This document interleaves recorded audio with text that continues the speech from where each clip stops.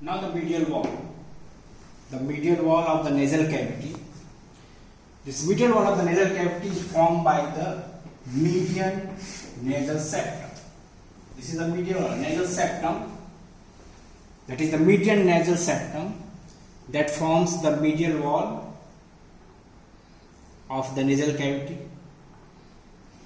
It is known as the median nasal septum, but it is rarely present in the midline. Generally, it is deviated to one side, either right or left, and this condition is known as the deviated nasal septum.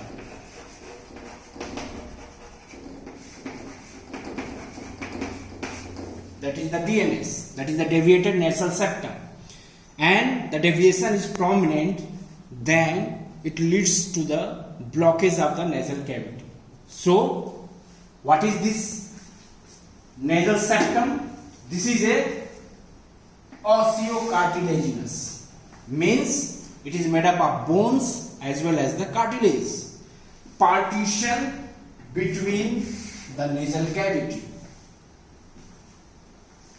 And this nasal septum is divided into the three parts. First, second, and it is the third part.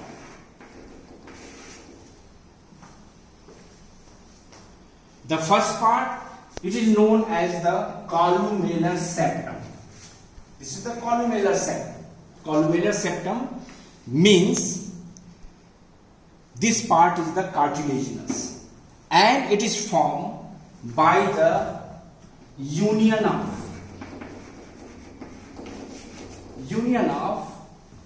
medial crust of major alar cartilage.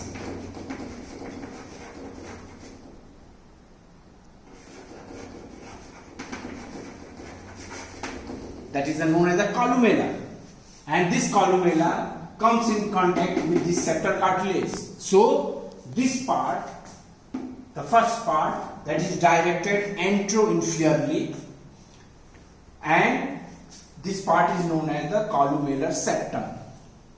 Then the second part, it is the membranous septum.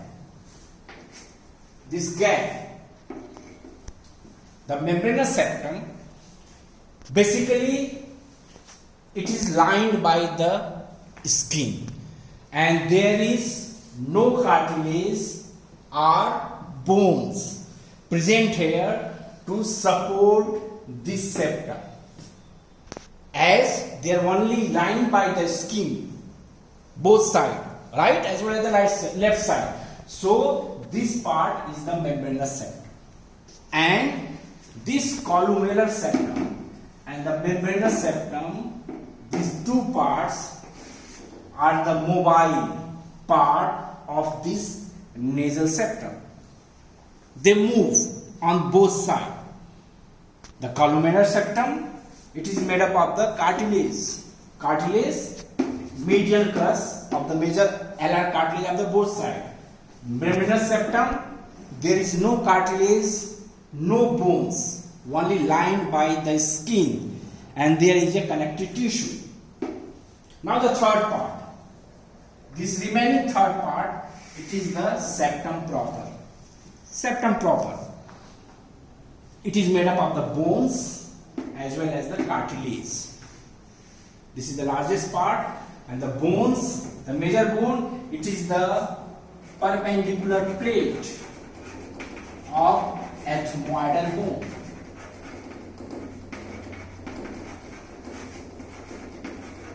Perpendicular plate of the ethmoidal bone, this one. It is the perpendicular plate of the ethmoidal bone. And the second, it is the vomer. It is the vomer. So, in the septum proper, the bony parts, major bony parts participate in its formation is the perpendicular plate of the ethmoidal bone, and it is the vomer. While the cartilaginous part, This, it is the septal cartilage. Septal cartilage. The septal cartilage, it is the unpaired cartilage. The septal cartilage, this is the septal cartilage. This is the cartilaginous part. This is the bony part, and this cartilage fits into the angle between the ethmoidal bone and the vomer. And this septal cartilage not only form the partition between the nasal cavity, but also it support the dorsum of the nose. Dorsum of the nose, the part between the root and the apex. That is the dorsum of the nose. As well as it support the apex, tip of the nose. In certain condition, when this septal cartilage is destroyed, then there is a flattening of the nose. Dorsum of the nose become flattened and tip, apex of the nose is drooping. This is due to the destruction of the septal cartilage. So, finally, three parts. This nasal septum, it is the bony cartilaginous structures. It is the columellar septum formed by the medial crust of the nasal alar cartilage. Then it is the membranous septum. There is no cartilage, no bones. Then it is the septum proper. It is the bony and the cartilaginous part. Bony part, it is the perpendicular plate of the ethmoidal bone, and this is the vomer bone.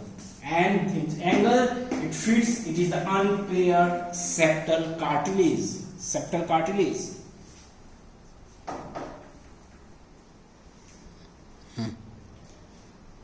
Now the major cartilage, the major bones, that is the perpendicular plate of the ethmoidal, and this is the vomer bones that participate in the formation of the nasal septum. Besides this, there are the small contributions at the periphery of the nasal bones by some bones. There are certain bones that participate in the formation of the nasal septum at its periphery. So anteriorly, it is the nasal spine of the frontal bone, and it is the nasal crest of the nasal bone. These structures. Then posteriorly, this is the sphenoidal bone. It has the rostrum and the crest. This is the rostrum and this is the crest of the sphenoidal bone that participate in the formation of this nasal septum. And the inferiorly, it is the nasal crest. Nasal crest, it is present on the superior surface of the hard palate. And no, the hard palate, it is the maxilla and the palatine bone. So, it is the nasal crest of the maxilla and the palatine bone that participate in the formation of the periphery of the nasal septum.